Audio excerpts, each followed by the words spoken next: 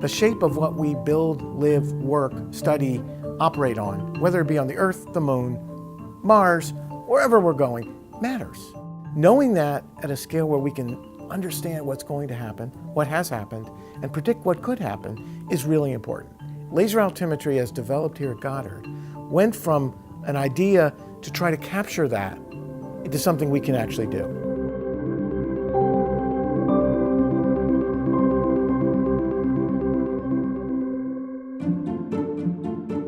In 2018, NASA launched 2 next-gen LiDAR missions specifically to look closely at our changing planet. But if over 3 decades of LiDAR missions taught us anything, it's that laser altimetry at Goddard is an evolution of technology, propelled by scientific curiosity in the face of almost certain setbacks. Take the story of the tree-measuring LiDAR, the Global Ecosystem Dynamics Investigation, or GEDI.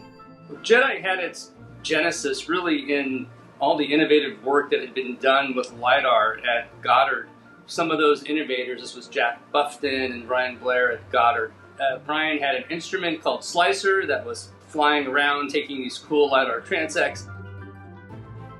And then they put an instrument up in space, the shuttle laser altimeter, and I saw some of that data. I thought, wow, this is really cool. We've never been able to look at canopies in 3 dimensions like this. There's certainly got to be some applications to this. The shuttle laser altimeter was the first real test for LiDAR and provided the momentum for MOLA to take on Mars. But it also gave us a glimpse at what LiDAR could measure on our own planet. And so the push for the Vegetation Canopy LiDAR, or VCL, began. It was a really innovative mission. We were trying to do something that hadn't been done before, but we were optimizing it for vegetation. Vegetation is very different than if you're looking at ice, or if you're looking at Mars, or if you're looking at the moon, because you have to have enough laser power to get through the canopy and get a strong return underneath the ground. The VCL team could build lasers strong enough, but they couldn't get them to last very long. And that proved too risky for a very cautious NASA in the 90s. After that happened, we focused on the airborne LiDAR program.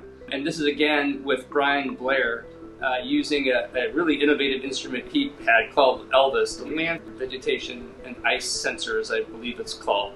If you really want to get down to really high resolution and looking at the sort of landscape scale changes over the Earth, you need a swath mapping system. So sort of in the mid-90s, we started working on Elvis, and we really worked on that in large part because people said it couldn't be done, and it's really kind of drove us to see how much we could get out of that system. Airborne missions were successful at keeping that momentum going, especially in the long periods between satellite launches. Sort of a core of us kept going year after year, going from one instrument opportunity to another, and sort of making opportunities if we didn't have any. The thread that kept us all going was the airborne system. Airborne LiDAR really plays a role at helping us understand how things work in real world settings. Yeah, that's definitely the best way to go, is to build the hardware, get some data over real terrain, and actually show that it meets the requirements, that you can scale it to space. But along the way also, as we were collecting those data sets, we were releasing those publicly and letting people experiment with them and get comfortable with them. Dubaya, Blair, and others leveraged the success of Elvis to propose a new satellite mission, Destiny, a combined radar and LiDAR mission that could see through clouds down to tree canopies.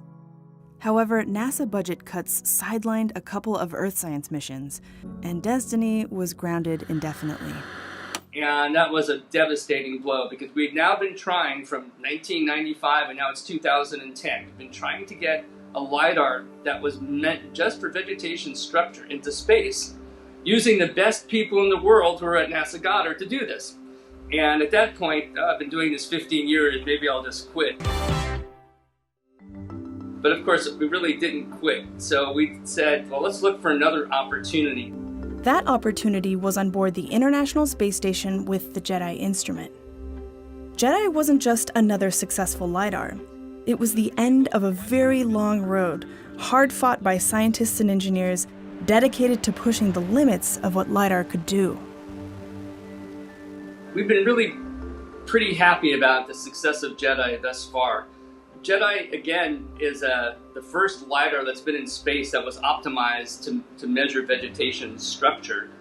And it's created an enormous amount of data. We've conservatively done about 10 billion estimates about getting those tree heights and getting that canopy structure. But ultimately, we really wanted to get at the carbon content. What role do forests play in the carbon cycle? GEDI has been steadily gathering data, chipping away at the global question of just how much carbon dioxide trees take out of the atmosphere, a big piece of the climate puzzle. The current LiDAR missions are all about building on the past. Things that we, in fact, have only just begun to think about from pictures, now we have the third dimension. ISAT will add the third dimension. ISAT-2 adds the third dimension, the elevation. Pushing the technology to get at deeper science questions. And so came the next generation of ice-focused laser altimeters, aptly named ISAT-2. Its single instrument, ATLAS, was designed to precisely measure small changes in the shrinking icy poles of Earth. To get down to that level of accuracy from space, everything had to be much better. It's this story of these incremental improvements through time, and with each mission you're leveraging the lessons of the last mission. It wasn't a short process for ISAT-2, even though we knew a lot and had learned a lot over the last 20 or 30 years. Each mission, has its own challenges. All of the easy missions are done, as they say. The first iteration of the instrument was going to be very similar to glass.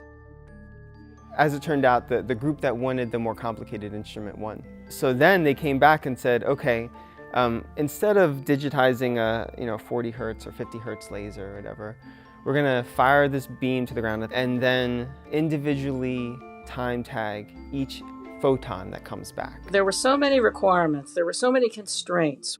We had constraints on the software capability, we had constraints on the storage space, we had constraints on the memory. By photon tagging, they had built the detector system and the detector electronics. They were it was like a fire hose of data coming into us. ATLAS has 6 beams, and it records elevations for each of those 6 beams 10,000 times a second, as long as there is reasonably clear skies that the laser light can go from the spacecraft to the ground and back again. The Earth is much more complicated to work with because of the clouds. The algorithm could easily be confused and start following, the cloud surface. I was the lead for the receiver algorithms team. The responsibility of making this work fell on my shoulders. I had sleepless nights, I have to tell you, thinking that I wasn't going to be able to make this work.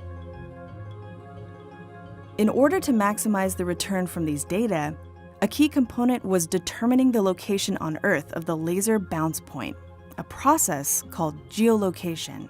So what we do in geolocation, we get the position of the satellite really accurately, we get the pointing of the laser beam very accurately, and then we have the range from the altimeter, and we add all those together to give us where that bounce point came from.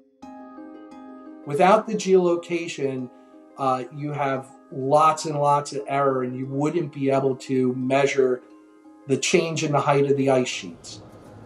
We overcame what I think was fairly insurmountable problems, but everybody took their own piece of the puzzle and everybody worked it.